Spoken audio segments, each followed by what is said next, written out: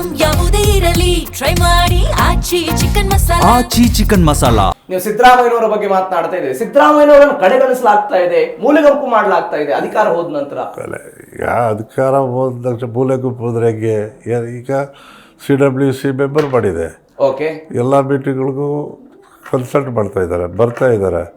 ಈಗ ಅವರು ಒಬ್ಬ ಸರಿಸಮಾನವಾದಂಥ ಸ್ಥಾನನೂ ಕೊಟ್ಟು ಡಿಸ್ಕಷನ್ನಲ್ಲೂ ಇದ್ದು ಮಂತ್ರಿಮಂಡಲ ರಚನೆಯಲ್ಲೂ ಇದ್ದಾರೆ, ಎಲ್ಲದರಲ್ಲೂ ಪಾರ್ಟಿಸಿಪೇಷನ್ ಮಾಡುವಾಗ ಕೊನೆಗಳಿಸಿದ್ದಾರೆ ಅಂತ ವಿರೋಧ ಪಕ್ಷಗಳು ಹೇಳಕ್ಕೆ ಹೋದರೆ ಏನಿದೆ ಅದರಲ್ಲಿ ಅರ್ಥ? ಅವರು ಹೇಳಬೇಕು, ಹೇಳ್ತಾರೆ ಅಷ್ಟೇ. ಅದೇ ಸಿದ್ದರಾಮಯ್ಯ ಖಾನ್ ಅಂತ ಜನ ಇವರು, ಇವತ್ತು ಸಿದ್ದರಾಮಯ್ಯ ಭಾಳ ಒಳ್ಳೆಯವನಾಗ್ಬಿಟ್ಟ ಇವರಿಗೆ.